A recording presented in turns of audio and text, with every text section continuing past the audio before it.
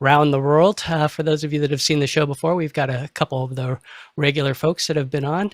And we've also got Alexander Knight. You want to go ahead and introduce yourself, Alexander, and let folks know where you're from? Yeah, I'm actually from Port Coquitlam, British Columbia, so that's about 45 minutes just outside of Vancouver. And for anyone that has watched Office Hours in the morning, most days, but not every day, I'm there usually reading questions, sometimes hosting the show. Nice. We got Jason Bache also joining us. Yeah, good evening. I'm Jason Bache coming in from Alberta. Our studio, but I crawled out this evening so I could see everyone here. Well, I appreciate you popping up. And this is a little bit of a different atmosphere than what we're used to using with the morning show. The morning show, we're using different hardware. We've got a big infrastructure. It's pretty lax here. It's going to move a little slowly. We might chew on some questions for a little bit longer. I know Ryan, I kind of threw him what we'd call a softball or an easy question because he's got, what do you got, Ryan? What are you using there in your background? Yeah, so I'm actually in a client studio which I helped fit out over the years over COVID. It's kind of built into this, but I'm on a green screen using an Ultimate HD Mini. So yeah, I'm here building him another studio. He's basically just wanted to duplicate this completely, so we've got the same thing in the other room. So I was like, well, I got to do extra hours, so I'll jump in your studio while he's in a meeting, and then we'll keep working on that later on. So it looks fantastic, and yeah, we'll dig into just what a $495 Kier can do. It would have been nice if we had a little bit more time. We could have popped in and tried the ATEM Mini or one of the other ATEM line of Kiers, because it's a tremendous Kier that's built into the switchers. But what you're using has even more parameters that we can adjust, and hopefully we'll get a chance when that question pops up to see those. And then we also got Carl coming back in from Adelaide. Yes, hello, welcome to the future. So interesting, like Adelaide weather at the moment, so October, so this is our springtime. The weather is almost perfect at the moment, so this is like 70 degrees like every day. So it's actually quite nice. And it's not 1 o'clock in the morning for me at the moment, so I'm coming to you from the future from tomorrow. If you want the Lotto results, keep me in chat. All right, what's the stock winner? Is it going to be NVIDIA or Tesla? Actually, then we need a little disclaimer. Do we got that lower third that just says this financial device is not views and opinions of us at SEC. Office Hours are not, yeah. There you go. Well, let's talk a little bit about one of the announcements that was made today. I see that there's a couple of the questions that are going to be popping up, but does anybody have any did anybody watch one of the first videos that have appeared on Apple's site regarding the new iMac? Carl's kind of nodding his head. Yeah, so you got any scoop on it? Yeah, so 11-minute video just is dropped up on YouTube and on the website. Pretty straightforward. Essentially, it's a segment. So if you take previous ones they've done in the past where they've had multiple devices in one particular showing in one particular stream, I guess you'd call it, essentially it looks like they just had a segment. So rather than have the transition to the next product or going back to Tim Cook and then Tim Cook will take you out to another product family, this just looked like a segment from one of those videos. And that's exactly how they're shot, of course. It's just I think it's quite clever for Apple to do this, to actually spread it out over, it looks like it's going to be 3 days. The reason why is because the news cycle, especially stateside, is kind of saturated with one particular topic. And so what happens is news organizations need something else to talk about. They want to have a different flavor of news to have in their 1 hour cycle. So by Apple controlling 3 days, over 3 days, these news organizations can just chuck in snippets and little quotes from these videos that Apple's going to put out to put into their news cycle. So it's going to turn Apple's announcement into news rather than advertising. So it's quite clever. So they'll control 3 days of the news cycle rather than just 1 day of the news cycle. And there's a few other people who are doing this as well. There are other companies that are kind of announcing things from separate kind of areas of their companies, but they're doing them sporadically in the month leading up to the election in the US, because they know they can get part of the news, that hourly news cycle, because 24 hours will be old news. But essentially they can actually get into the news cycle in the United States, especially if they drip feed it. It means they hit the news cycle each day. If they put it all at once, it's not a problem. They'll do a news story on it. News story will probably be the same length. So you may get like a 3-minute news story on 3 items, or you can have a 3-minute news story each day on 1 item each. And I think that's what Apple's kind of cleverly done here, is by taking, instead of a 1 hour presentation, we may have, 3 or 4 15-minute presentations, and this one is a bit over 11 minutes. Just talking about this is the one product, even though back in, I think it was the M3 announcement, I believe that was the last time we talked about the iMac, which was the very first product announcement they did on the shot of the iPhone. That was a nighttime one.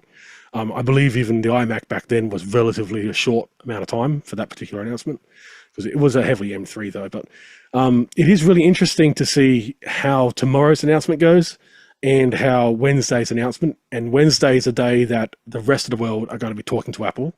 So you'll have your influencers and the media will have a one-on-one, and so they can report back. So obviously whatever's coming on Wednesday is going to be the hot topic.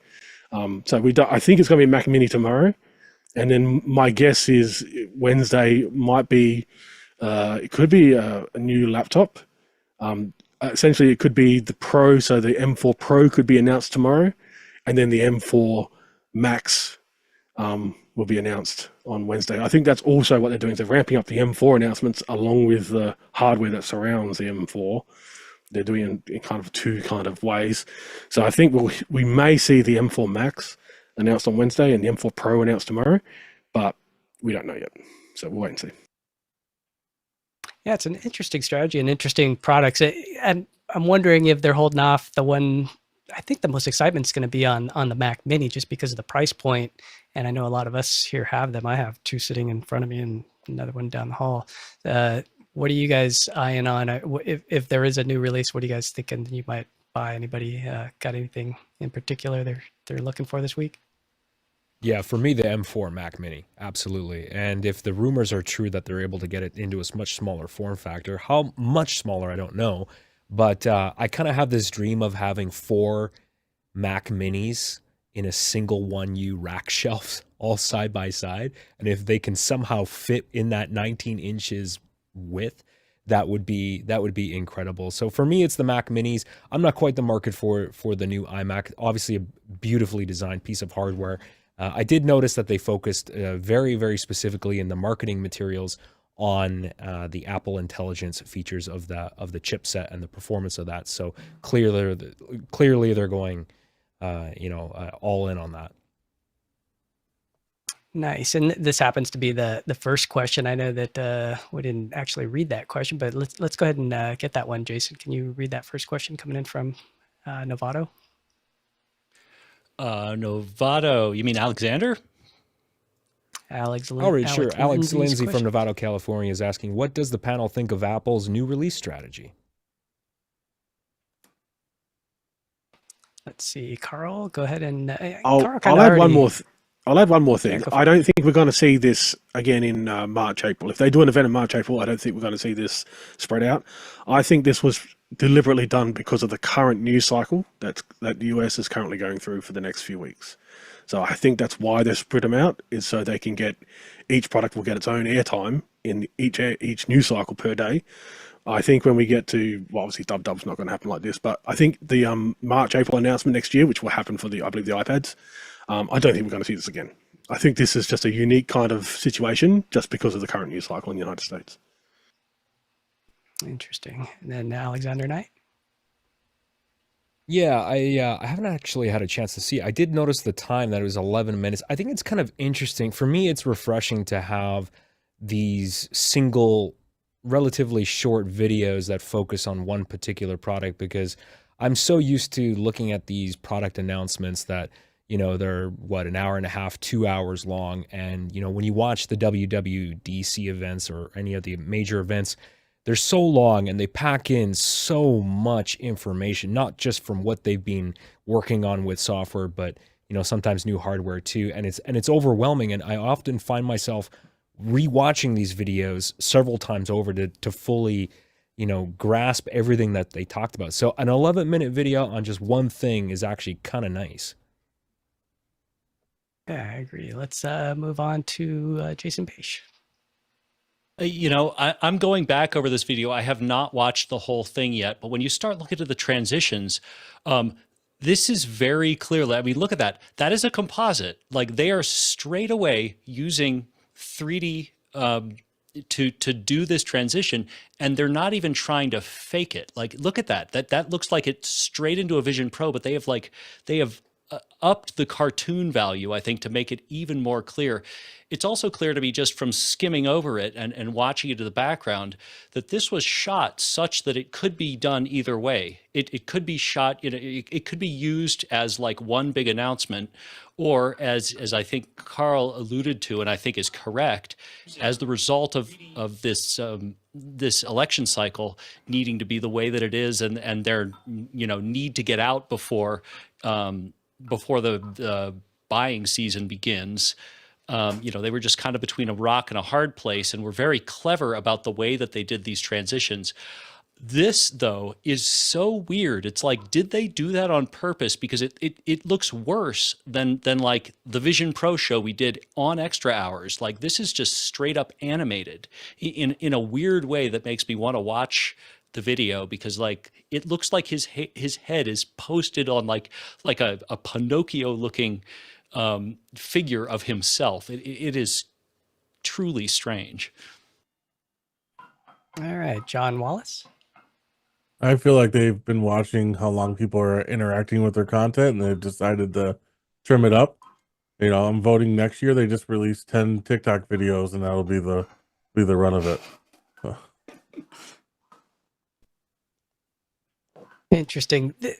The strategy, I mean, after hearing it come from Carl's perspective, it does make sense to get what we call top of mind awareness, or query deserves freshness is something that Google ranks on. So if you Google search for a term, Google will look and see if there's been any news in the news cycle of the last 24 hours. So it is interesting that they could dominate this week with just being pushed to the top on things like AR, VR, or there's whatever terms that they are using with Apple Intelligence. They can just get in front. It's free advertising essentially if you get popped to the top of that news cycle. So that's a really interesting strategy, as Carl was alluding to, that whole tentpole example.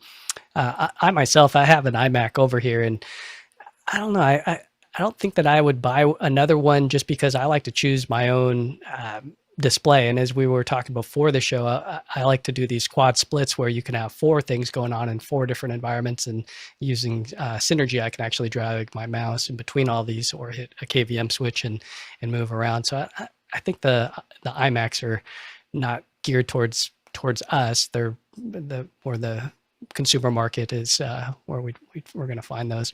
Let's go ahead and go to the next question.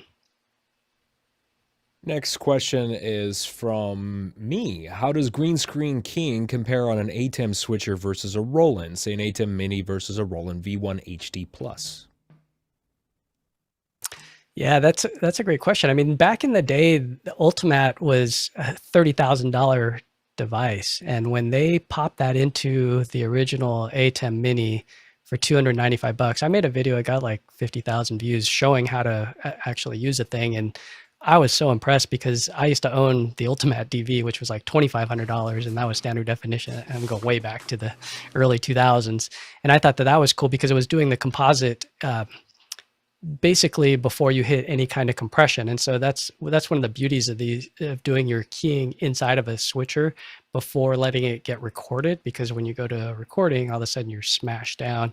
So it all depends on the workflow. The Roland V1 HD just can't. There's only like 4 adjustment parameters versus we have a lot more inside of the ATEM Mini. And as this question comes up with Ryan, we're going to see what a $495 big brother. So there's the whole lineup. We go all the way up to 12K now. So I think that one's $10,000. So you could kind of run the gamut, and some of them, the next model up from the $495 version goes $695, and then you actually get separate key and fill, which gives you even tighter control of that composite. So it's not even close, Alexander. When you look at it, it's the Roland's just going to be chunky. You can tell that it's a key. Yeah, I don't know what's going through Roland's head, but do you think they feel increased pressure to compete? Because the V1 HD has come down in price over the years. I mean, it's not a direct competitor for say an ATEM Mini Pro, because the ATEM has a lot more features. But competition's great, obviously, for everyone. But as Roland being the company that's been probably doing it the longest, do you think they feel pressure to release more prosumer products? They, I think, are trying to hang out where their strong point is, which is in the next level up.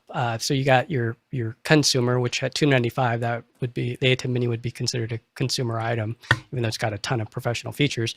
But we were at the 1295, 995 version for the V1, and so it's one of those things where the audio history of Roland comes into play, and some of the other things like some of the legacy. For a while there, they hung on to component and composite and VGA inputs and DVI. And so they knew kind of their strong point with their scalers and everything. But once they started sticking the scalers in the ATEM Mini, because remember, there was, before then, the original ATEMs, there was no scaling. You had to buy a Teranex. And so where Roland was differentiating itself was there was built-in functionality. So you sent a 30 frame per second feed, it could output 2997. It'll just take it, versus if you did that on an ATEM, one of the original ones, it would just appear black. So nowadays, you kids don't realize how good you have it. It's so nice to have scalers on all these inputs where it's there, it's natural, and it's actually pretty glorious, because my Roland, my V440 HD, was $12,995. That's how much I paid for a real-time keyer back in, that wasn't even that long ago, 2007. So the market's definitely changed, and I mean, hallelujah to content creators, because they can make stuff look really good. I mean, Ryan's shot looks just, I mean, we'll get to that. I keep alluding to it. We're going to get to it. It's fascinating, just because in the past that would have been a really challenging key to pull off unless you knew what you were doing. I know Alex Lindsay is watching and probably going, yeah, I could pull it off. You just get this, special paint that costs, $500 a gallon, and you get this lighting level at a certain amount on your waveform. So it precludes that you have all this additional money to spend and not being able to get away with just an inexpensive setup. I don't know, Ryan, what is your background? What is a drape? Or is it paint? It's just what is it? It's the Elgato pull down one. So wow. I don't know how much that is, but it's literally just the Elgato, drop down. So And then lighting wise, what do you use in there?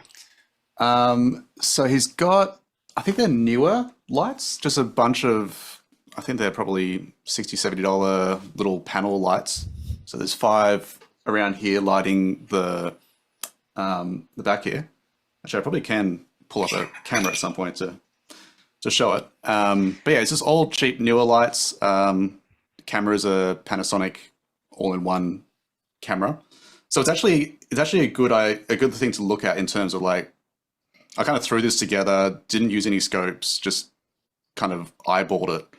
And yes, the result could be better, but for what we're getting at the moment, it's actually not bad at all.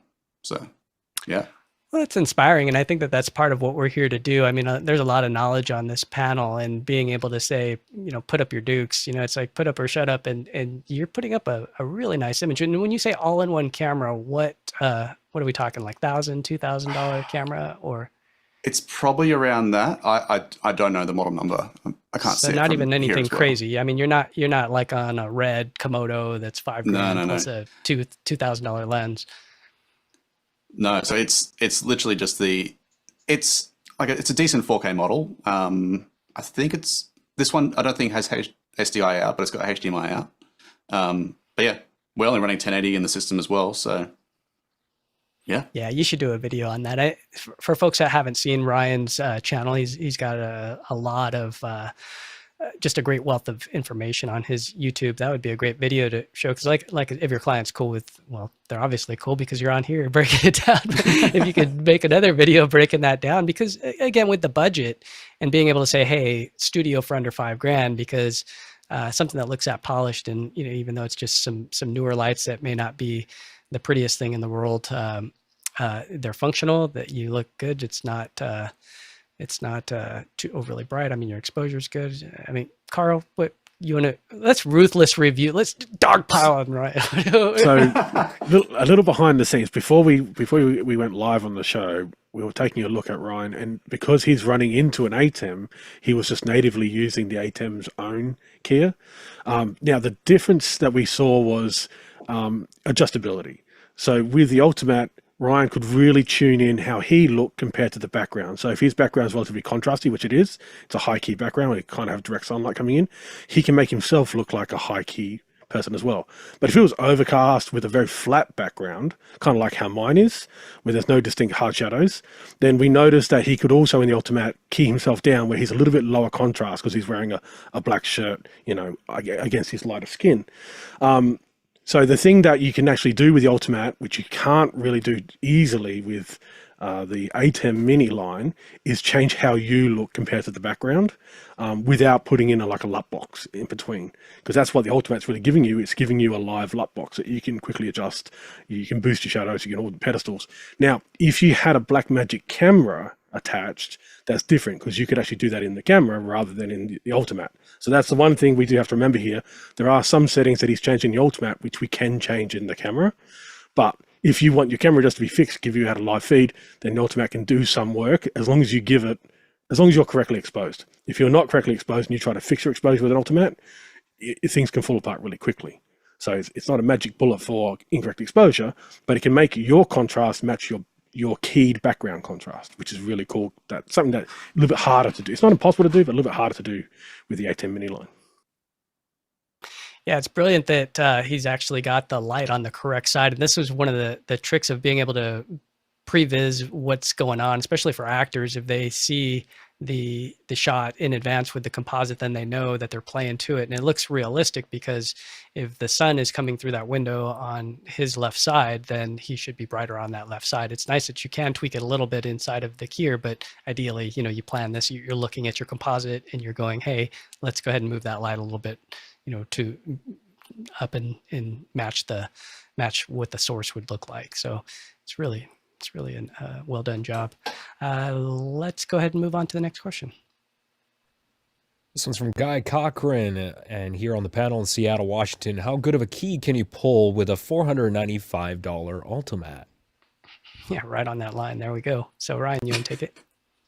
That's a great question. I mean, yeah, that's a great question. So let's see if this works. There we go. So this is the room that I'm in. So he's got quite a few computers and things going on. So he does a whole bunch of training. We're still seeing stuff. you. Oh, sorry. If you want to cut to the Yeah, no, yeah, you are completely right. Super Source 1. There we go. Boom. Got that now? Beautiful. So yeah, this is his room. There's a little bit going on. He does a whole bunch of training things. So he's got the screen for like his chat presentation. So he's doing keynotes, for example. He'll pin people on the stream and his control and music and bits and pieces. So that's the actual brains going on here. But you've got the Ultimate there, which is doing the key, going into a 4 ME constellation. But and talking about lighting as well, this is just a bunch of these newer lights, quite cheap, and just going on to an Elgato green screen there. So again, this was literally just thrown together. It could be better, but you know, we've just done what we can to do a decent job in one go. But we can actually do a bit of a side-by-side between so right now this is the Ultimate program, so it's being keyed in the Ultimate. Sorry, camera's going into the Ultimate, background's been put in there as well, keyed, and then this is I just before the show I did a quick key with the Constellation keyer, which is the same as all the other ATEMs. So I'll cut to that now. So this is the ATEM keyer, just with a little bit of tweaking there as well. Now it is darker. The exposures aren't correct. So like my face is definitely too dark compared to the green. You can see a lot of green coming in, bit of spill there. I have turned up the spill suppression a little bit, but going back between the Ultimate, so you can definitely see a little bit more hair there. There is a little bit of white tinge around the edges, but so I mean, what you can get in the ATEM is not bad by any means, but you definitely do get a lot nicer between the two there. So ATEM, wow. Ultimate, ATEM, and Ultimate. And like we were talking about, I'm bringing up the levels of the foreground to try and match the background a little bit more in terms of levels. So That's super Yeah. impressive. And could you show that interface as to how you would be able to pull that off so we can take a look at all the dials? Because in the regular ATEM, for those of you who haven't seen it, in the regular ATEM, there's only a fine amount of control that you have, maybe 6 or so parameters, versus here we're going to see all the dials where you can do things like spill suppression and go ahead and tweak the exposure and things. So, oh yeah, here you So go. just while, So you can see yeah, it. while we're here, this is the, I'll go full screen just for size of everything. This is what you get on the ATEM. You get a bit of foreground, key adjustment, edge, and a bit of spill suppression, etc. There's a little bit of color adjustments as well. I believe that just does to the foreground, and you can mask too. But that's what you get in the ATEM. In the Ultimate, these are you get a whole bunch of extra dials in here. Hang on, just fill the screen.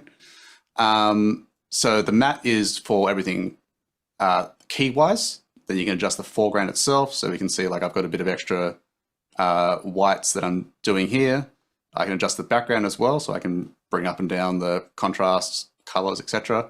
You can do things with layers if you've got like things you want to superimpose, for example, different mattes. But yeah, there's a lot of extra dials, and each of these have their own sets of dials. And this is as well. just the $495 version. We're not even up to the $695 or $895. This is the base first. That's crazy. Yeah, the interface is exactly the same between all of them. There's no difference there. I mean, obviously, the bigger ones have more inputs and outputs, so you can do multiple layers. But in terms of the key, it's exactly the same. It's the same level of processing for that. And this is just the base model, the HD Mini. So it is HDMI in and out. So we did have to go via converters to make that work. But yeah, it's super impressive what you can get for that little money. You can do background freezes if you're trying to I'm sold. do things. I'm buying one. Where's your affiliate link? Where do I click to make sure? It's so cool. I mean, it's pretty seriously, cool. the amount of control there. So this has been Blackmagic's MO over the years. They've bought companies like ATEM. They bought DaVinci. So they buy this stuff and then they lower the price, and they have a flood of people coming in. And this is a perfect example with the Ultimate. Like I said, the original one was $30,000. So to be able to get that kind of power for $495, that it is HDMI, and to go to the next level, it's $695, I believe, for the next model up. But still, that sounds about right. I have a green screen, just for the quality and for the ability to just bring in, even I used to do PowerPoint slides or Keynote slides behind me, and then I could bring in web pages and fly those in, and that was always a nice way to get your message across, was because 10 years ago, this stuff wasn't as common, and now it's just so simple and so cheap. I mean, the Elgato background that you pull down, what's that, like maybe $100, 120? Yeah, I can't remember the exact price, but it's definitely cheap. And also they showed this off at NAB this year, the new interface for the Ultimate, which is coming soon. I have no idea when, but it's because the old Ultimate interface, like, it's fine, but you really need to know what each dial does. But this one looks like they're going to do a lot more work in terms of just making it easier to work with, and looks like a lot more dials and visual things to look at as well. So I'm looking forward to that. That's going to make life a lot easier. That's exciting. Well, thanks for sharing all of that. Muddy, did you have something you want to add to that one? Well, one of the things that impressed me when you were showing the behind the scenes and mentioned that it was the Elgato pull down screen, one of the challenges that I have found with working with green screens is that often, to get the best look, you want to have some separation between you and the backdrop. But yet, in order to show, an HD image in Zoom, you have width, which means that green screen needs to be wide. I mean, I've got a screen behind me I can pull down that's 11 feet wide, and it's barely getting edge to edge when I have it far enough back. So what I'm impressed about is that even with that pull down backdrop, which means it needs to be closer to you so you don't fall off the edges of it, basically, you're still getting that great key. And one of the things I noticed when you were showing the backdrop, with green screen, lighting is often the magic, right? And having a green screen that is well lit, but more importantly, evenly lit, so that the whole screen essentially casts the same color. That makes it easier for the keyer, better to have a good key. And what I liked about that studio setup is that One of the challenges with getting even lighting on the green screen is the lights, if they're too far forward, they cast light on you in the foreground before they hit the background and end up with a potential shadow. But the fact that those lights were mounted on a bar, basically at the same level as you, it looked like those lights are almost straight up from you, shining back, means they're going to light the green screen from far enough away to get a nice coverage, but they're even with you, so you're not getting any shadow on the background. So one of the things that those things that I notice about the way that space is lit, I think are advantageous. So for those that are working with green screens, lighting often seems to be the key, and there were some great pro tips in that. Yeah, in the olden days, I'm gonna show my age again. We would walk around with an exposure meter, and we would go and hit all the corners, and then we would also look at the waveform and vector scope, and we would see if there was anything that was showing that was a hot spot. We would go in there and fix it, whether that meant flagging, bringing in additional lights, backing off the lights, or creating more separation between the subject and the background so that we could get a nice even light. And sometimes that meant not only lighting from above, but down from below and trying to even this out, or getting full on green lights. There were some fluorescent tubes that manufacturers like KinoFlow would have where you could just put lighting that was already green that was making the green screen even greener and more evenly lit. And on the waveform, you could see it with these specialized lights. I don't think that's as much of a thing. I mean, with the power of the Ultimate these days, and also in After Effects and in some of these other apps, even Final Cut Pro, the keyer is amazing and it's fast. I mean, again, you kids don't know I had this ice board. It cost $8,000 and I'd have to render overnight. Like one green screen thing was, so we would render like little 120 by 90 or something, little tiny quick times just to see how well it would come out and if it was going to work. And then we would go ahead and render the next size up. But did you have something you wanted to add to that, Ryan? Yeah, I mean, I just finished a install down in Melbourne for a company that do sign language. They need to be able to film a rather like a head to toe of people doing sign language. They wanted to do it on the green screen so that they could adjust. Sorry, I'm just trying to bring it up so I can show a photo. But is that the right one? No, not that one. This one, maybe. No, not that one. We'll get there. Oh no, sorry, the phone locked itself. There we go. So literally just lighting it with a bunch of LED panels from our office. We did a fit out, we pulled out all the LED panels from there and just lined them up. So we got the 4 at the top, 4 at the bottom, and that was doing a pretty decent even key on the green screen, just with, you know, off the shelf office lights, because we don't care about the color per se, as long as it's the same. We don't need accurate, you know, expensive lights for that. So I just told them, hey, let's just get some cheap lights for it because it's a soft light, it's even, and you spend the money on the key light on the people so then they look good. Who cares what the background is? As long as it's even, go for it. Yeah, and that was the other thing is you had that spill suppression up where, you know, you can get that contamination if you are too close to that background and it bounces back onto the hair and shoulders. With you, when you turned off and switched back over to the ATEM, I did notice that you were getting a little of that spill coming in from the front, which is kind of odd because it was normally you wouldn't get it bouncing back, but unless the wall is that close. Are you getting some kind of bounce back? I mean, I can literally touch the screen here like that. Yeah, that's how close it is. So, there will be some coming from the sides. But yeah, the spill suppression in the ATEM, in the Ultimate, even just for fun, I'm just gonna save this. But the Ultimate has like just a quick reset, one press key. If I just press that now, this is what it comes up with. Literally one press. There's no adjustments here. Now, if my levels were correct, it would look a lot better. But that's a one press key. I'm seeing a little fringing up there above your. That's crazy. I mean, just one. Yeah. One press, and so that's just a lighting. I mean, wrong. You would see that on scopes. Yeah, if you had scopes, you would just see that off the bat, and you would be able to move a light around and figure out exactly where that was at. It's crazy. So cool. Jason Beish, did you have something you want to add? Well, and I wanted to go back to your lighting rig, and for those who have never had to do a key, I have a feeling that the reason your output is so good is you've got some super bright kickers that are just getting the green off of your shoulders and really separating the back of your head. And like that's the real magic here. Like it's easy to overlook those lights. People think those lights should be last. So, the rig that you're seeing me on is perfectly flat lighting. Even when I put my hand in front of my face, you're not seeing any shadow. Like, that is a completely different way than the way that Ryan is lit.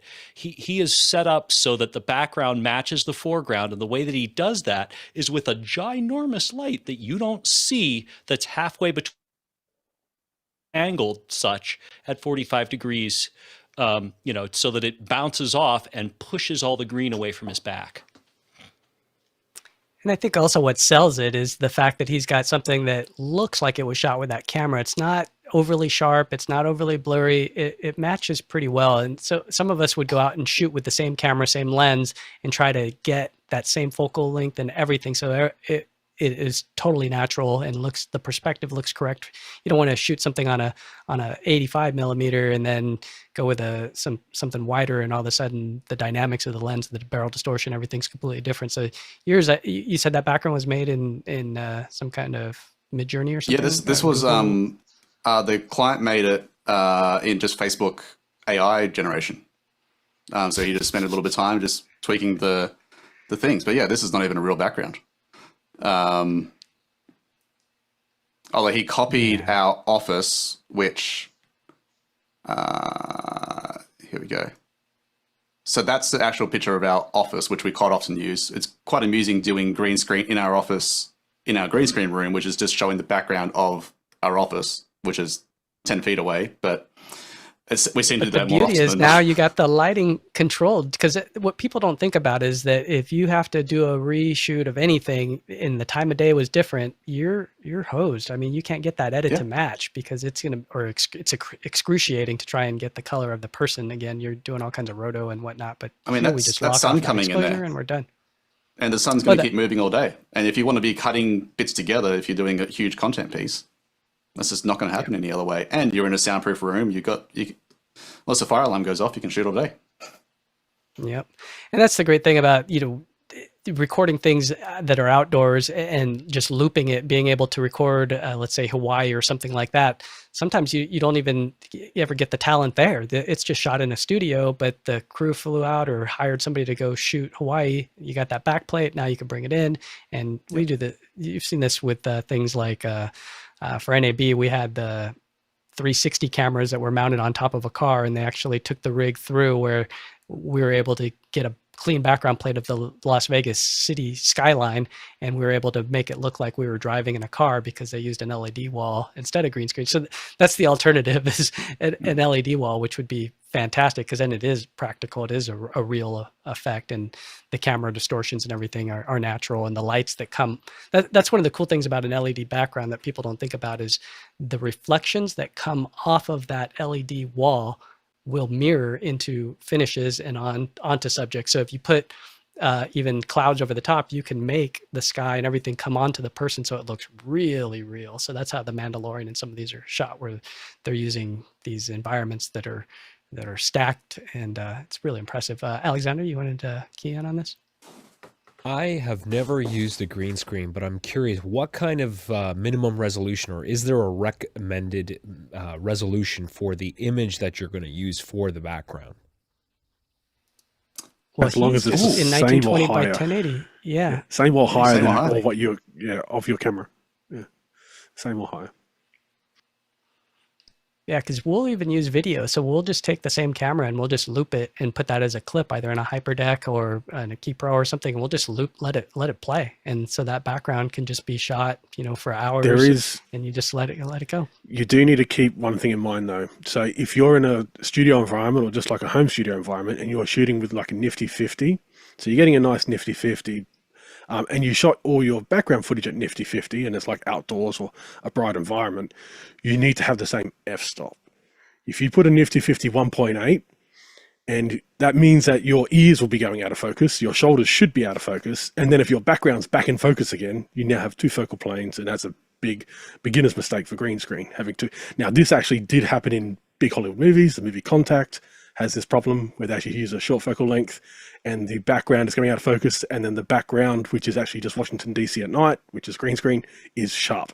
So we have two focal planes. So even Hollywood movies make the mistake, but you need to make sure they're both on the same f-stop, or a safe way of doing it is to use, if you're going to do green screen, use a small sensor. And I mean like a small sensor. And this is why Apple can get away with all of their stuff, because it's in the iPhone, which is around a 2/3 inch side sensor, which means it doesn't matter. And it's a fixed f-stop. So if they shoot all their background plates with the iPhone and shoot their talking heads with the iPhone, they all have the same f-stop, they all have the same lens, which means they will match perfectly every time. And this is kind of one of the geniuses with Apple doing this, is that they're using this, whatever approach they're choosing to do to make these videos, but they have a fixed f-stop, which they can't change in the iPhone. They have a fixed lens, which they can't change in the iPhone. There's no zoom, and they're going to use the main camera most likely. So that's like a win-win if you're doing green screen. So if you want to do green screen, generally have your camera set on the same settings, and you have to have even the focal length the same. So if you're 1 meter away from the camera, and you have the same f-stop, let's say you have 5.6, but you shoot your background, and your background's 10 or 20 meters away, or at the horizon at infinity, then you've got to be careful. So this is where you have to learn about hyperfocal distances. So there is some stuff to do with, like, if someone's looking at this and you want to go with a large sensor, this is mainly large sensor cameras. So full frame or Super 35 are going to have this problem. Makes it trickier because your depth of field is going to get shallow in the studio if you use a wide lens, and it's not going to match a background. But there is another way to do it, and that is when you shoot your backgrounds, you can actually just shoot an object that's 2 meters away from the camera and have the background naturally blurry. So the thing that you're putting in the background actually is bokeh already, but it's natural bokeh because you're shooting on the same camera. That's a little bit more of a higher end technique, because it means that you can never go back to being sharp. So you do have to plan all that stuff out. And that's what they didn't do in the movie Contact. They should have shot DC out of focus or put a Gaussian blur on it when they did the compositing, and they didn't do that. So there are people in the industry who still make mistakes. Yeah, I went on a couple gatherings where I was picking up some stock footage. I would have somebody stand in, lock my focus on them, and then have them exit the scene, and then go ahead and just shoot it with the background built-in blurred, so it's already said and done. Ryan, you want to go ahead and Works wrap this best up with a and bring it on home? DSLR, but yeah, you could get exposure lock too. Yeah. I'm kind of doing my content recommendation early, but my good friends at Socially You, they are masters when it comes to anything green screen. If you have an Ultimate, you need to subscribe, watch all their videos. He's got like a masterclass talking about lighting, false colors, and how to actually go about doing initial setup on the Ultimate. So if you got one there, and if you want to get really crazy and you want to bring two people across the world into the same room, you can go about doing that. So that was a fun little experiment we did. It was almost a year ago now. We're like, how do we do this a little bit ridiculous? But yeah, we had the same lenses, same cameras. We measured everything down to the millimeter, all in Unreal. We had we wrote down every angle we're doing, matching the cameras. It was 8 cameras between the two of us. Anyway, that's a bit of fun if you want to watch that later on. That's super impressive. I mean, especially since you guys are so giving of the knowledge. I know that Oprah and was it Barack Obama did that same technique years ago. And you did the actual measurements, because you looked a little bit bigger than Andre, I believe is his name. Did you? Yeah. You No, guys were same lens, same. We drew a mud map on the floor, and we had tape measures, laser levels, everything. We had the exact same heights, angles. The over shoulder shots. So we shot over our shoulders blurry to be able to get the other person. So we had the world's longest over shoulder shot by like 8,000 miles or whatever it was, as far as I know. I don't know if anyone's beaten that yet, but so the angles of where we were looking, because we were looking at screens, so they were just off camera over that over shoulder shot. But in those screens, were you seeing the composite with the delay, or were you guys just seeing each other in the green environment? I can't remember. We played around with it. If it was a client, I would have just done. Well, actually, yeah, I would have just done the green of each person, because we were talking on Zoom, but we were transmitting via vMix SRT with like 2 second delay. It was all in 4K in real time as well, just because why not? That's so cool. And then what were you using to transmit the encodes? Was that for SRT? Was that pearls, or what were you guys using there? So literally was just two vMix instances. So I had a Oh wow. vMix with a decklink 8K going into it. So we had four 4Ks. Well, I was transmitting about 300 megabit total to them. And then they were keying some of the shots, and I was keying one of our shots as well. We had Exibos tracking live with the Unreal Engine, which was synced across the world. And yeah, just simple things. Yeah, put the link for people to watch that. That's really fascinating. Let's go ahead and move on to the next question from Pedro there. Next question's from Pedro Gonzalez in Oklahoma City, Oklahoma. I'm about to purchase two M2 Mac Pro or Mac Mini M Pros because the port configuration and form factor are better in every way. Why would anyone want anything else? Let's start off with Jason Beige. Okay, well, Pedro, first off, don't do that until the end of the week. Like, let's just start there, because we really have no idea what Apple's going to be doing. Also, you're not saying as compared to something else. Are you saying as compared to a Mac Mini Studio? So yes, two M2 Pros are going to be really useful. The difference really comes down to I/O and what you're trying to do. So the Mac Mini Studio, which is there, I'm doing this so that I can hide all the stuff I don't want you to see, but you end up with 6. So it starts at bus 0 and goes to bus 5 for Thunderbolt lanes. Whereas you can go as high on the Mac Mini as 4. So it's really just a matter of what you're after. If you end up needing to do stuff like, I don't know, have a Duo 2 card, and you want to be able to split it or use it for both things, you're going to end up with a cable monster, or you're going to have to start splitting and routing your SDI signals, and it's going to get really messy if you want that exact same signal to be perfectly synced between the two Mac Minis. That's the reason that Apple can still justify a Mac Pro that starts at whatever $7,000 and goes up to who knows how much, because having a unified ability to really get all of those inputs and to not have to mess around with Thunderbolt makes all the difference. Then again, it's very hard for me to tell you not to do that on the basis of compared to what. All right, let's go to Carl. So yeah, as Jason said, just wait till the end of the week. We're most likely going to see Mini being announced, or Mac Mini being announced sometime this week. We don't know what the chipset will be, but I think with the popularity, as you're saying, you think the M2 Pro Mac Mini ticks all the boxes for you. So my guess is they're going to stick with probably a Pro version as well. So probably the M4 Pro, if we're looking at it. If we actually take a look at the current offering, so the current offering up the top here, we have just the regular Mac Mini. Now, as Jason said, you can't really compare them. It's a continuum.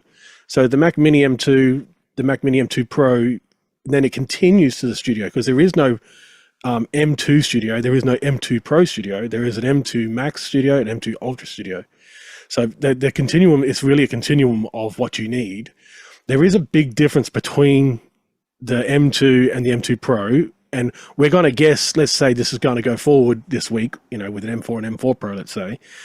So here we have M2 Pro, the two big differences you'll notice on the ports as you were talking. One is going to be an extra a Thunderbolt controller, an extra Thunderbolt controller. So each Thunderbolt controller gives you 2 Thunderbolt outputs, but they're sharing the same controller. So between 2 on the top, let's say the Mac Mini on the top, that's 40 gigabits between the 2 of them. And then with the bottom one, the M2 Pro, you get 4 Thunderbolts, but really it's 2 pairs, and there's 2 pairs, and each of those pairs can do 40 gigabits. But it's actually the graphics card in the Pro. So Apple don't really talk about this too much, unless you look at their big quilt at the end of each of their announcements. But the top one here can do 4K 60. The bottom one here can do 4K 240 or 8K 60. It can pump out 4 times the amount of graphics out of the HDMI. The HDMI is a powerhouse in this, not Thunderbolt. Thunderbolt's pretty basic when it comes to graphics. It maxes out at, I think, 6K 60. So that's the maximum that the display port at the moment that's going via Thunderbolt can do. It's actually the HDMI port that does 8K 60, or if you're a gamer, 4K 240 good luck finding a screen that does 4K 240 outside of probably an LED wall, because this can actually be used as a controller for an LED walls. If you actually pair them up, you can actually take away the controllers, which cost between $6,000 to $10,000 for LED walls, and replace it with a Mac Mini Pro. So they are very powerful, but you do need to remember that the Studio is a continuum. So the Mac Mini and the Studios are a continuum. They go right up to the Ultra. The Ultra is really a double Max. So Max is not really a double Pro. Max is actually a lot more computational, whereas the Pro has similar computational properties to the non-Pro, but it's 4 times the graphics power in the Pro. So essentially it handles graphics heavy stuff, gaming. So gaming is, if you're going to be doing gaming on a Mac, the Pro is like the minimum start.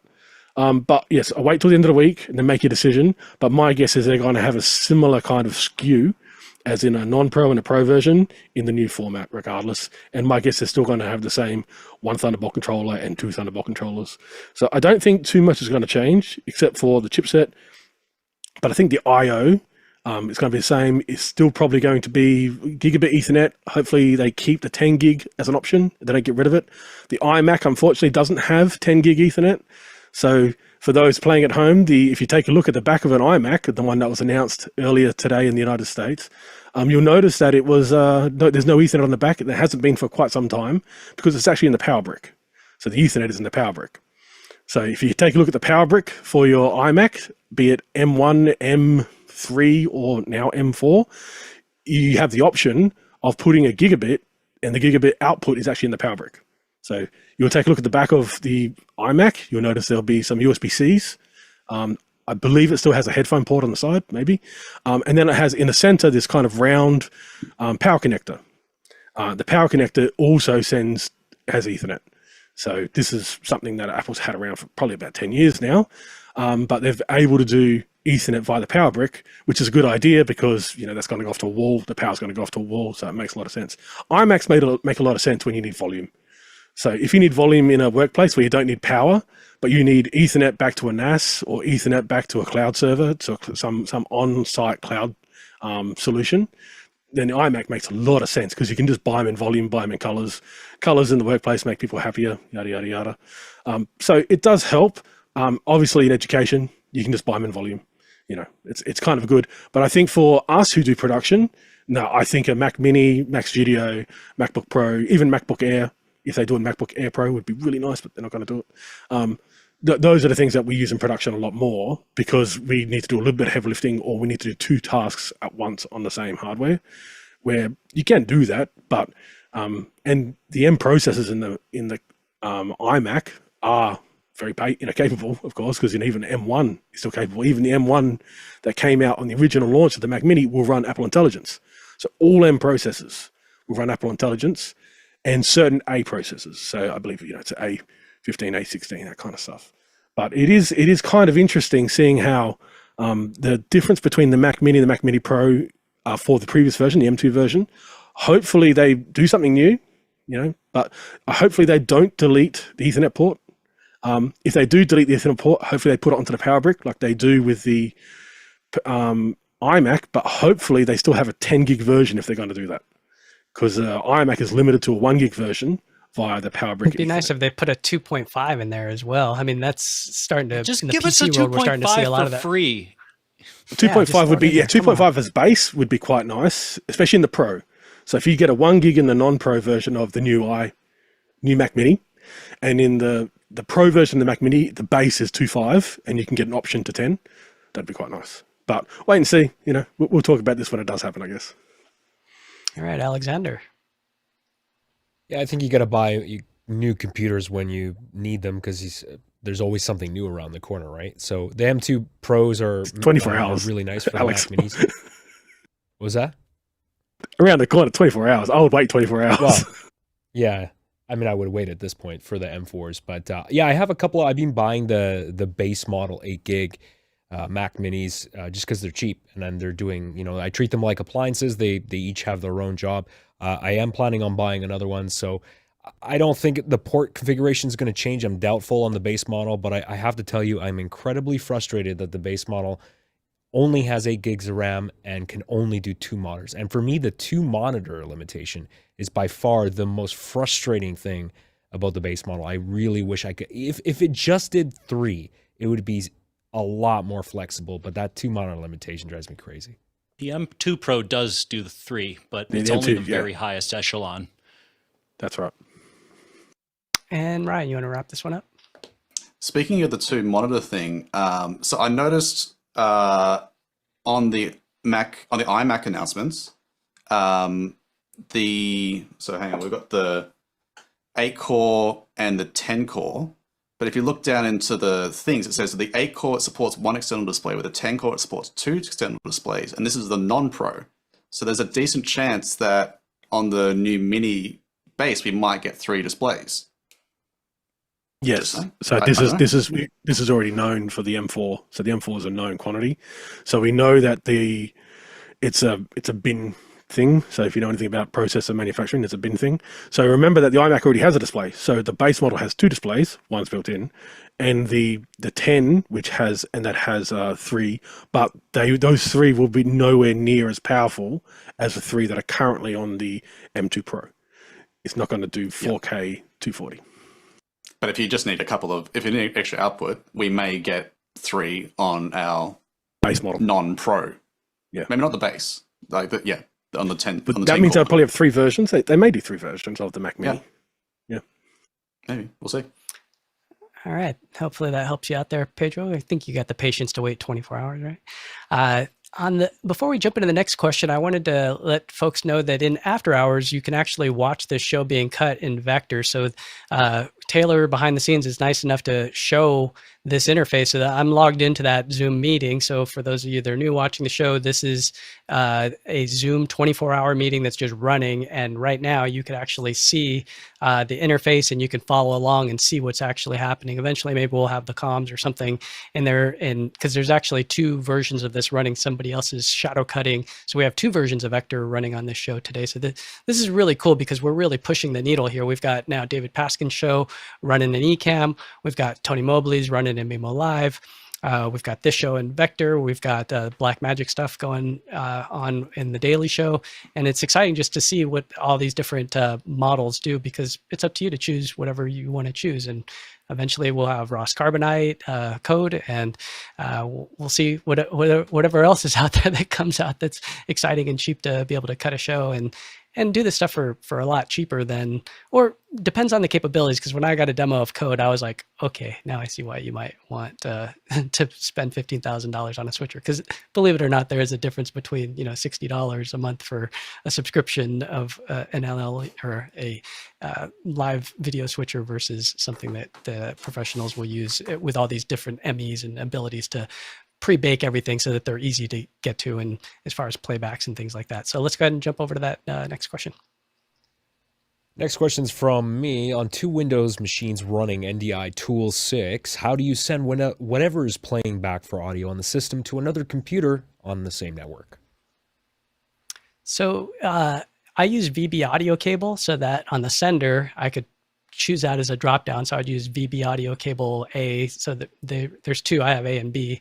I think it's free or nominal, like $10, $20. So that appears as a pop-down. So in vMix, I can say that's my audio source. And then to pick it up on the other side, it depends on what you want to use. You can use a DAW. So when you install NDI tools, if you're using something like Reaper or one of these other Adur, I think is the other one. There's a couple where it's just an NDI plugin that if you watch there's a tutorial video in there where you can see how easy it is to just add that plugin as a VST plugin and pull that source in and adjust the levels, throw companders and things like that on it. And then from there, you could shoot it to wherever else you want. So hopefully that helps you out.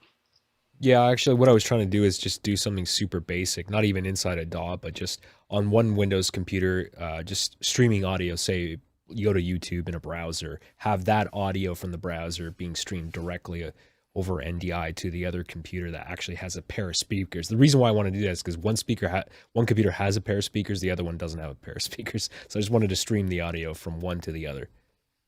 Yeah, you just need something, even voice meter potato or something that just allows that to pull it as a drop down to be able to select it as your speaker or your output, and then to see it on the other side as something to pick up. So yeah, I'd say voice meter potato or VB audio cables is what I use, and then the NDI tools plugin will complete it. All right, next question.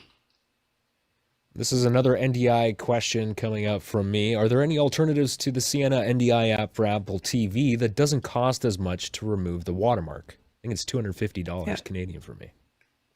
Let's go, Ryan. So I don't know an alternative, but what I have done is at our work, we've got a Apple ID for all of our show computers. So I bought it once and I just keep loading it on Apple TVs and it just keeps on going. So I pay once and it's been great. So one thing I have noticed is that in the settings, you can go into low resolution mode. There are some times where, especially coming from Teams, because Teams is amazing, it doesn't like, if you're changing feeds between things, it'll start jittering and stuff. But low resolution mode seems to fix a few things. But I don't know any alternatives, but set yourself up one Apple ID for everything and even do family sharing as well. Pay once and then you're good to go.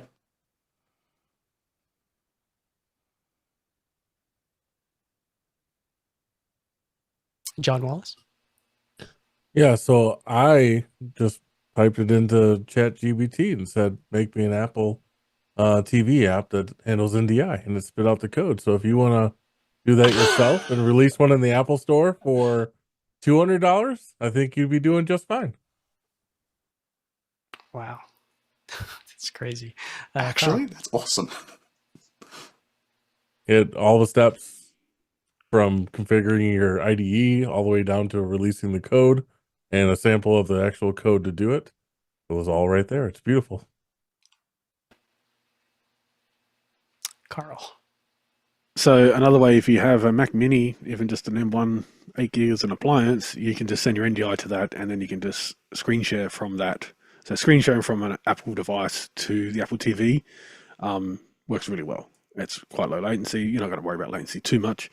But that's another way to do it if you have a spare M1 Mac Mini laying around. Is just AirPlay from the Mac Mini to the Apple TV and let the Mac Mini ingest as many NDI streams. You can switch on the Mac Mini. You can do whatever you want, really. So there's one way of doing that. All right, let's move on to the next question. This is from Karen Edison, Melbourne. ATEM Mini Extreme Pro to USB, Win 11 laptop as a webcam into Zoom 6.2.5. As I switch between inputs, some look worse than others. All look fine on MVW. Is it a setting? Is this normal? Running on 5G SIM card in Netgear Nighthawk with Switch. Let's go, John Wallace. You know, this sounds a lot like VBR. It's a variable bit rate. So as you're switching to different sources, it's having to redraw that entire image. It's going to up the bandwidth. If your 5G connection can't keep up with that, you're going to see pixelation before it kind of normalizes out and starts looking fine again. Yeah, that's where first place I would go is make sure you have enough bandwidth and preferably don't use an ATEM to encode with. Carl. Yeah, so you're not saying what you're switching with. So are you switching in software? Are you switching the ATEM? Is it sources coming into the ATEM? So essentially the ATEM won't change anything because that's all baseband. It's all HDMI or SDI, depending on which ATEM you have. So if you're switching like you're switching in a switcher, like vMix or something like that, and you're noticing things are coming in differently, it's because this what's coming into vMix, let's say we're using vMix because you're on Windows, the source that's coming into vMix, is it baseband or is it compressed?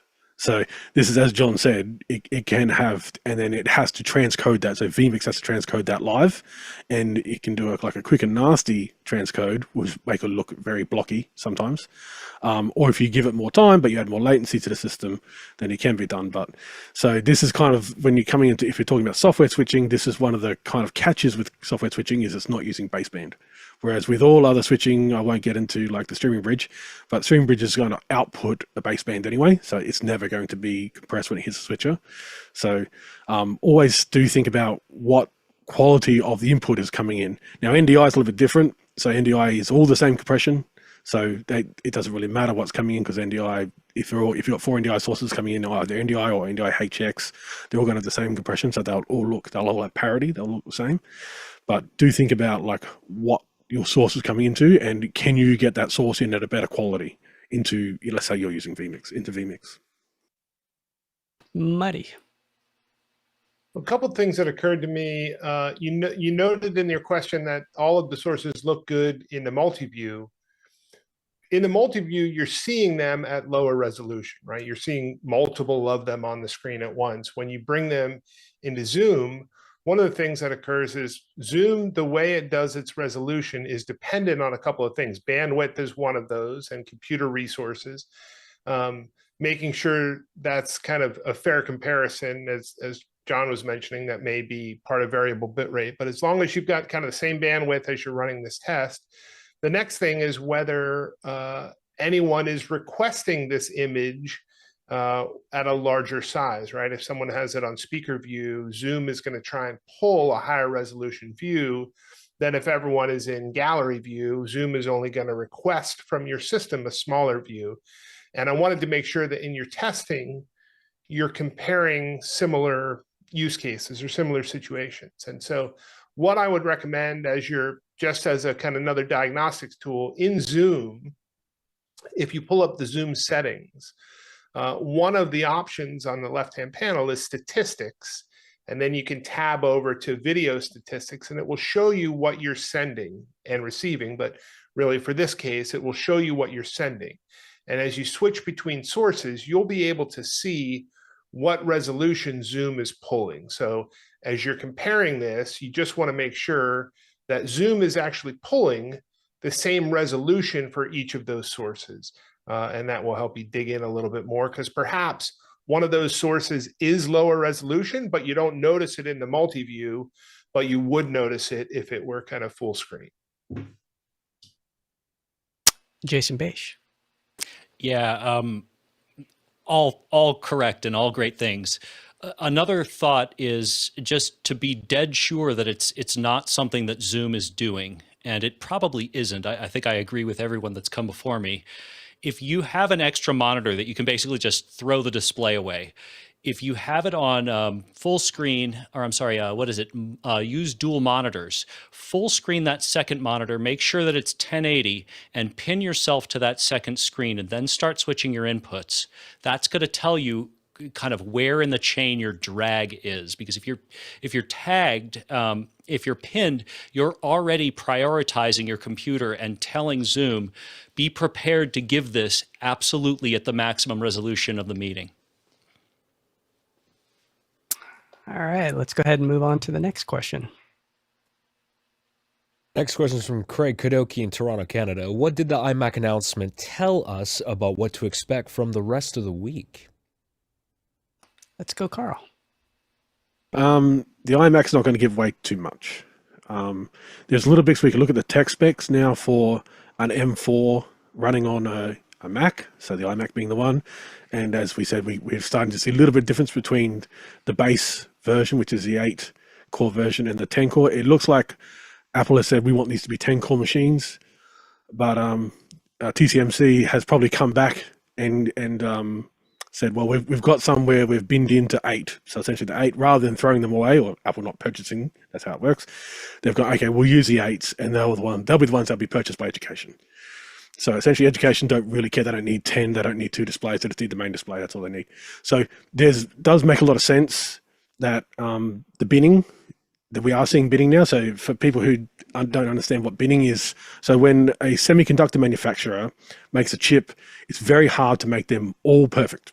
So we have what's called yield. And so therefore, if we have, let's say, a good example of this was, I can go back in time a little bit to the iPad Pro. iPad Pro with the A12, then we had iPad Pro with the A12X, and then the iPad Pro with the A12Z. These were 3 consecutive iPad Pros, but essentially with binning, they just had a certain amount of cores. So I believe in the OG M1 Mac Mini, you can get one with 7 GPU cores or 8 GPU cores. So what that means is they made a chip, but only 7 of the cores are working. Doesn't matter which 7, doesn't matter which 7, but only 7 are working. That's fine. They'll put that in the base model. If 8 cores are working, they put that into a model that's a little bit, $200 more. We're seeing this again with the M4 for Macs. So it looks like with the 8-core version, essentially as long as the 8-core works and they get 1 display output, That's fine. And then it looks like if we move over to the 10 core version, these are ones that just have more stuff that actually works on the chip. It's called yield. So this is a yield rate for the semiconductor manufacturer. So hopefully this yield rate means we may get, we're seeing 4 SKUs of the iMac, which is kind of crazy for seeing it only has technically 1 chip. There's no Pro version. There's only the M4, that's it. So the fact we have 4 SKUs is really interesting, because normally they just have like 2 SKUs, an 8 and a 10, but it looks like maybe the highest SKU actually may have other things turned on, which we don't know yet for Apple Intelligence. So we just don't know yet. But this skewing of the M4 is interesting. We haven't seen an M4 Pro yet in the, really working, but we do know that there's most likely going to be a Pro and a Max, because we've seen leaks of MacBook Pros already from warehouses across the world. So we know that there's probably a Max coming as well. Max is a completely different architecture, has no relation to the Pro or the non-Pro. So Max is really a whole. This is why the Studio, so the higher end ones take so long, because they're actually completely separate. Even though they're called M4, the M4 does relate to the kind of the technology that's used in the CPU, but it is a completely different architecture, and it just does take longer to make. And then the Ultra, of course, is two bridged Maxes, which is kind of bonkers. I don't think any other manufacturer is doing that. So the Max and the Ultra are special unicorns. Hopefully we do see that special unicorn this week. We see the Max at least. We probably won't see an Ultra. I'll be surprised if we see an Ultra this week as far as the Studio or the Pro. That would be amazing, but I think that's dub next year. So maybe the Ultra, or maybe a special event in March or April. But I don't expect to see an Ultra. I do expect to see a Max, because we're expecting to see MacBook Pros. And I expect to see hopefully at least 2 SKUs in the Mac Mini, regardless of. And where should we be watching? Like, where are you picking up some of this other additional information? Is it a website that you'd recommend, so or you is need it something to. that So you just kind of keep to yourself? No, so you need to really listen carefully to the launch of the chips. So Apple does product launches, but they also do chip launches. They're hidden within product launch videos. So they'll actually say, here's someone to talk more about the M4. And so if you actually watch the M4 video, which was an iPad, and we go, I'm not interested in iPad, I'm interested in Mac. So they don't pay attention to the M4 segment of that video, which has nothing to do with the iPad. It has to do with the M4 and the capabilities of the M4. This was a big deal with the M2. So the M2 was a massive jump up from the M1. The M3 was an interesting one. That was the event done at night with the iPhone first. That was the M3 one. But the M4 was really interesting. So this was an iPad event. They did talk about what the M4 is capable of, but it was only the base model. And this is even the iMac announcement that came earlier today. That is still only the base model, but we're now seeing SKUs now. We're actually seeing different versions now, which we don't see in the iPad Pro or any of the iPads, actually. So this is going to be quite interesting. So hopefully now that we're starting to see the M4 in these Macs, and I guess it'll be into laptops soon as well, it's going to be quite interesting to see what flavors we get as far as capabilities. But if you actually go back and take a look very carefully at the videos, they sometimes don't talk about it on the website. So you can go to an M4, but it's usually just a paragraph. If you listen very carefully to those videos, they will tell you, they'll give you numbers like 1.3 times faster. That's fine, that's marketing speak. But there is some technology stuff they talk about as well. And this is like the bandwidth between the memory and the CPU. So that bandwidth went down with, I believe, between the M1 and the M2, it went down, but the actual speed went higher. So if you do the math, you figure out it is still more powerful. But they actually made the M2 vanilla version a little bit more basic compared to the Pro that they did with the M1 and the M1 Pro. So you really kind of pay attention to the actual specs that they put up in the quilt screen. So on that quilt screen, there's an enormous amount of information that they sometimes don't share anywhere else unless you go right down to the bottom, and you'll see like between 1 and asterisk 23, and you read every one of those and you find out the limitations between ones. But also Apple do have on their own website, in the tech specs, it will actually talk about capabilities of handling. So you have to go to the tech specs page, and so you won't be able to find the M3 specs now for some devices, or M2 specs for some devices now, because they just don't make them anymore. But if you go into tech specs, it's still there. You'll find them in the tech specs section. Jason, go ahead and take us home on this one. All right, you got it. So I'm going to just give you a sense of what Carl's really trying to enumerate here. This is the M1, the M1 Pro, the M1 Max, and then the M1 Ultra that I am interfering with. I'll turn myself off here. That is how much of a difference there is purely in the M1 line. It is night and day trying to compare these two. And of course, the M1 III is going to be, as very quickly sunset as they possibly can. But that's the difference. And it really comes down to reading everything that Apple releases about these processors. Next question. Next question is from Pedro Gonzalez in Oklahoma City, Oklahoma. Black Friday is coming up soon. What tech brands usually give out good discounts for this event? Behringer, Blackmagic, JBL, Shure, Electro-Voice, Yamaha, etc. Let's go, Carl. So I'll speak to Behringer because Behringer just put a post on Facebook a few days ago about this. So when the fire happened at AKM, I believe, in Japan in late 2020, AKM had to lean on third-party manufacturers to make chips that they would normally make. And Cool Audio was one of those manufacturers. Cool Audio, owned by Uli Behringer, part of the Music Tribe family. They make chips. They make some control chips for Apple and some power chips for Apple as well. But the thing is, Behringer has put up a Facebook post. You can check it out on Behringer's own Facebook page. And it's a message essentially from Uli saying the component shortage problem has not a problem. And they've actually lowered their prices. This is why you're seeing enormous price reductions on anything that has chips in it. This includes their mixers and stuff, but also their synthesizers. So their modular synthesizers, which use or analog chips, have come down they've come down from probably about $80 US down to $30. Just top $50, and they're staying there. They're not going. They're like $35 for some of the Eurorack modules, so the synthesizer modules. And Uli Behringer did put a post. So this actually happened probably about 2-3 weeks ago. We noticed the price drops, and then Uli Behringer actually put up a post on Facebook saying why is the price drop? And because there's a lot of speculation out there that these were being sunsetted. So that's another reason why manufacturers will do a massive price drop, is because they're trying to clear inventory for new ones. And Uli's like, no, we're not doing that.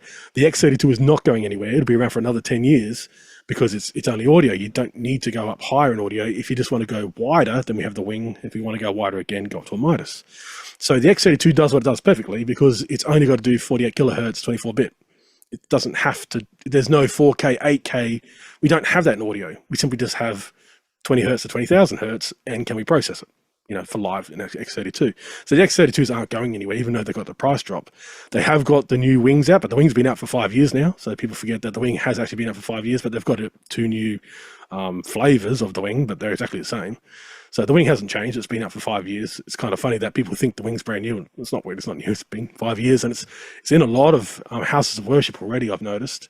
The Wing for the last 5 years, because it handles so much. It does, well, we've seen the videos already for the update that happened. The update, of course, is for the older Wing as well. So these software updates come all the time. The other one thing about with the Black Friday, so you may see some sales from Behringer stuff over Black Friday. This may come from Behringer themselves, and this usually just has to do with we have too many of them. So that's kind of true with all manufacturers. We've got too many of them. We want to move them out. So we've got too many sitting in inventory, because if it sits in inventory, that costs money. Warehouse space costs money for them because they'd rather put that in there with something else. So that's another reason why Black Friday sales happen, because physically space in warehouses cost money, and not every distribution center belongs to Behringer. They're sometimes renting shelf space in distribution centers from companies that own these distributors. So there's many other reasons why stuff goes on sale for Black Friday. But I can say for Behringer, you will see some sales, but most of the savings are already showing now in the US on Sweetwater already, you'll notice. And Behringer has now been brought back into B&H, by the way. So B&H has been taken off the naughty list. They've had their 5-year embargo lifted, and they're now back. So Behringer's now back in B&H. Cool. Jason Beish. One of the most frequently under recognized things for Black Friday, at least in the last few years, has been services. Any artificially scarce good where, just like HBO, the first content delivery for HBO costs millions and millions of dollars. And after that, it costs absolutely nothing for them to turn it on for you. That's what an artificially scarce good is. Services, especially cloud services, operate on very much the same principle. All the infrastructure and the plumbing is required before the very first subscription, after which, they can sell it at a substantial discount depending upon, what's involved with it, AWS and what have you. So long story short, I would look and just start thinking about the services that you could unsubscribe to or fail to subscribe to, and wait until Black Friday. And it's just part of the group of people, at least during the day show, who's going to be on the Friday show, which will be Black Friday. I can't tell you for sure that we're going to have a special, but let's just say it might be in the works. Yeah, on that note, I did see that one might be coming out from Audinate, so it's on that same line. So if you were looking to buy any of those little audios, stay tuned for Black Friday. Last question. Yeah, this one's from Jason Beisch in Albuquerque, New Mexico. I just played around with AirPods 2's new hearing test. Of course, the moment I started on my right ear, a bulldozer outside of my house started smashing the pavement. Ask me how it works. How does it work? Oh, a Cochrane from Cochrane. Is that like a Cochrane squared? It should be. Okay, so I got the first update like right this morning as the second hour was happening during office hours. And the first thing that I thought was, all right, I really want to play around with this audiogram thing. And what I got was this PDF output. Turns out I got one of these apps, and if you would believe it, one of my ears is getting better and one is getting worse. And apparently the two have completely crisscrossed. Now, keep in mind, this is all within the margin of error, and it says that very clearly on the test. But the neat part is, as I was looking through this PDF that it turned out, it actually picked up this background noise as being markedly better. Like, it wasn't in my head. I'm thinking, oh, it's going to bias. It actually shows, see the asterisks here? It showed where the background noise was statistically significant and changed over the course of my hearing test, which is pretty freaking amazing. See right there, background noise may interfere with, when you hear the tones. The other thing to take away from this, if you can't read that, it's a little bit hard to see. It looks like they're only testing through 8 kilohertz, which is kind of stupid. I mean, again, I understand why. I guess my guess is that they're not really after, the people who want to be able to get that hearing back. It could also be that audiologists, when they test your hearing, aren't really concerned about your fidelity above 8 kilohertz. Could also be that they couldn't reproduce or augment with the AirPods Pro 2 anything above that frequency in a statistically significant manner. Questions abound, but it is incredibly neat, and the test works pretty well. The last time I had my hearing tested, it was almost exactly this, until, of course, this bias completely wrecked my thing. But, I for my whole life have always been within -10, 0, by the way. So, this is like 20/20 vision. So this 0 mark right here is considered perfect. And that doesn't change as you age. In the same way that 20/20 vision is 20/20 vision, no matter how old you are. It's the same idea. You are expected to never get better and to get worse, but yeah. So I am almost always at about 2 below, and it was right on task. So 2 below is within the margin of error, by the way, which is 10. It's not even considered clinically significant unless you are more or less off by 10 dB HL, and I don't know what that means, but I'm sure it's right here in the PDF. All right, thanks for that. And Carl Asmussen. So I'll quickly speak to why it cuts off at 8 kilohertz, is because its hearing aid is generally for voice. Hearing aid for music, which it can do, which it actually already has that built in. I believe that's called adaptive audio. So this will help you listen to the music in your ears, and kind of so adaptive audio is kind of complex. I won't talk about it too much, but adaptive audio is kind of like a hearing aid basic version for music, which I've already had in the AirPods Pro 2, and now the AirPods 4 with noise cancellation. So I like the AirPods 4 with noise cancellation. That's a pretty cool device, considering very powerful computationally. The other thing is the highest note on the piano is 4,000 kilohertz. So if you hit that highest note on the piano, that's 4,000 kilohertz. You have to think an octave higher than that, it's 8,000. And I don't know anyone's voice that can get an octave higher than the highest note on a piano. So if you're walking past the piano, press that note, that's 4,000. And then an octave higher than that would be 8,000. So unless you're hearing like a child from like 3 suburbs away, those high-pitched sounds may come through from a baby crying or something. But that's about it. As far as the technology in this, it's really interesting. how the technology will allow. Now, it's only, of course, it needs to only work in the AirPod Pro 2 because it has natural attenuation because it's an in-ear device, whereas the 4 with noise cancellation technically has the same processor in it, technically could do the same thing, but it doesn't have the attenuation, so it can't really do the hearing aid feature. But there is something called Live Listen. So it doesn't matter I think if you have the AirPods 3, 4, Pro 2s, Max, you have something called Live Listen, which means if you're having hard of hearing, you can actually have your phone, put it next to someone, actually hold it to someone, and it will feed the audio from your phone to your AirPods. So essentially what you're actually doing is the phone is a microphone, your AirPods are the PA system. So we actually have had this hearing aid feature for about the last 18 months, but it was called Live Listen. So what I saw some people using this in the shopping center, and it was an older woman had AirPods in, and she was moving her phone back and forth between her grandkids to hear what they were saying. And she was actually using the iPhone as a microphone, and she could hear them in her AirPods much better. And it was quite amazing to see this. And I said, like, what are you doing with the phone? And she says, oh, no, I'm using it on Live Listen. Someone showed me this feature from Apple. And if you simply turn on in Control Center, turn on Live Listen, the microphone gets fed directly live with no latency or very low latency to your AirPods live. So it's just like a PA system for yourself. So, but the really cool thing is you can actually have your iPhone on the other side of the room. So if anyone's seen a Seinfeld episode where we do lip reading, you can do the same thing now with the iPhone from the other side of the room. So that makes that Seinfeld episode very apt, I think, in the 21st century, considering what happened Do in you that want to jump episode. back in, Jason?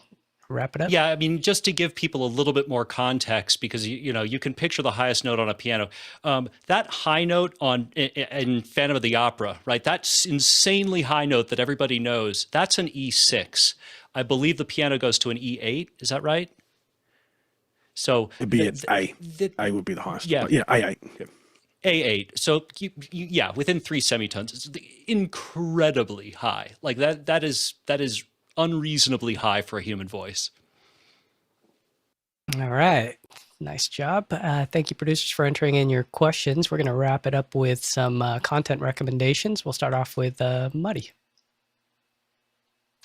All right, I'm sharing. So last week I was on Extra Hours and got surprised by learning about this content recommendation kind of midstream.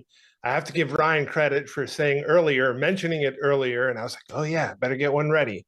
So I'm going to share a piece of media that I actually just learned about tonight, and it relates to production. It is a YouTube video that has to do with audio sync. So the way that this works is you can put this on your phone and play it. I think I'll have to turn on original sound so you can hear it. But when I play this video on my phone and hear it, if I hit the play sign, there we go, it's going to start this sync test, and you'll be able to hear that and see that. Let me stop it. And the way that is super helpful is when you're working in production, being able to see that on the in-stream, but then listen to it on the downstream, right? So as the crew was testing this tonight, they were actually able to listen to that and see that on the YouTube output, right? So all the way through the signal chain to the very end of that signal chain through YouTube, and be able to see whether my microphone and audio, how well that is synced to the video. So that's just a little tool called Audio Video Sync Test. It's a YouTube video, so anyone can use it. Nice. Let's jump over to Alexander Knight.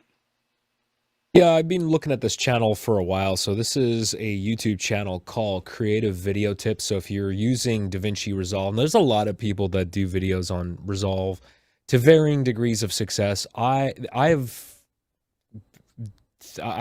me, this channel is the best one. His tips are incredibly powerful. So if you're into DaVinci Resolve, I would check out at Creative Video Tips on YouTube. He does a lot of good stuff. Jason Beish. I'm going to cheat a little bit because, of course, I didn't know about this until the very end. But I'm going to show you something if you use Ubiquity hardware that you may or may not have seen. It's not a super new addition, but if you get into the fanned out diagram for your for your devices, there's a neat little thing that if you press play, it'll actually let you see in bulk. And like, this is surprisingly good. Like the number of dots seems to be relatively tracked well. The purple dots are the upstream and the blue dots are the downstream. And you can actually watch. So if you're looking for, whether or not you're getting a good stream and you're layering your network properly, or if something is creating an undue burden on your network, this is a great way to see it because it's relatively live and relatively real time. So if you just press play right up here, it says show internet traffic. So here's one of my studios. Here's the Dante machine. Here's the X32. Here is the Dante switch, which at the moment is relatively quiet because I turned it off. And it's both internal and external if you're if you set it up correctly. And then it's just a matter of going in and deciding, what you want to see, wired, wireless, how you want them labeled, how you want the connection to be connected. It is very pretty, but it's also pretty useful, especially if you want to troubleshoot. Nice. I'll go ahead and throw one in. I've been playing around with Oliver on a couple of different Mac Mini models as well as a Ultra, where I'm calling it a TD trainer. Where if you want to train a technical director, they need content and they need live content. So what we've been doing is we've had these bots running, basically what Alex was doing with these talking heads, where you can just go in there and cut. But the machine that we're doing to run 8 bots is very expensive. It's $4,000 for a high-end Mac Studio. If you guys have seen this thing that we've got, well, CineStudy has these other little bots that you can grab onto, and they're basically some downloads for somebody to use with Resolve or Premiere or something like that to train people to cut in an NLE. Well, I throw them in a Zoom meeting live, so I'm running 3 copies of Mimo Live on a Mac Mini M2, and I'm with just the base model 8 GB, and I'm pushing them in. So I'll put a link to that in the chat, and you guys can log into this demo meeting. And what's cool is that you could log into vMix or Mimo Live or any of these, and basically you log into the Zoom meeting. Like here, you would say Mimo Live, join Zoom meeting. You enter in their credentials, and then those sources pop up, and then you can enter a video switcher, and then you can cut in between all those sources when they pop back on live. There's a little black delay at the end, but now they come back in. You'll see the clapperboard sync, and we got some time code running.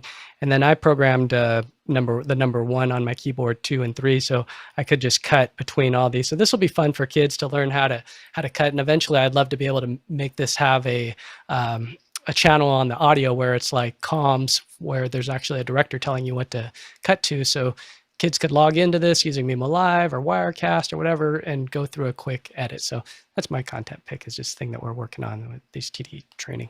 How about you, John, or who else do we got? Ryan, you used Socially You, so we got yours. And then John, absent. No, I can do something. I was trying to skirt by. I enjoy the news. I got rid of my cable a while ago, and so kind of connecting and looking for something to watch. Live news has been difficult to find. I did find a guy who's streaming, I think, on all platforms: Twitter, Twitch, Facebook, and YouTube. His handle is Agenda Free TV, and he does a lot of live coverage of just different events that are going on. He pays for sources from AFP, from AP. So it's kind of interesting to see. It's definitely not, CNN, Fox News, it's MSNBC. It's not anything near that, but it scratches the itch for me for any sort of like world news that's kind of going on. So it's been cool to find. It's nice to see somebody's trying to create, some sort of news, live news happening. It's not just a pundit talking, it's just information. So for me, it's great, and I definitely recommend checking them out. Nice. All right. Well, that's going to wrap up this session of Extra Hours. Thanks, everybody, for the panelists for coming on. The back end, that's Taylor. We also had Peter and Robert Green shadow cutting in Vector. So we had 2 instances of Vector running in the cloud. And the way that works is just Zoom rooms. We did see some green flashing. That was a little, apologize for that. We'll have to diagnose and see what was causing that. But basically, it's not happening on my end. It was something up there in the cloud, which is really just somebody else's computer. AWS is so it's costing us about $3.50 or $4 an hour to run this this thing. So might need to go kick one of those machines with that. Green, quit's happening. Oh, no. Okay. All right. And tomorrow we'll have another episode of regular office hours. Stay tuned at 7 a.m. Later in the week, we also have cloud production on Friday. And on Wednesday, we have Ron Newmeyer coming in with Bandhouse Gigs. And again, thank you to the back end. Thank you to all the panelists for coming in from around the world. I think this is a great show. And thanks to Grant and Alex Lindsay for setting this thing up and rocking and rolling. And we'll see them back next week. All right. See you guys.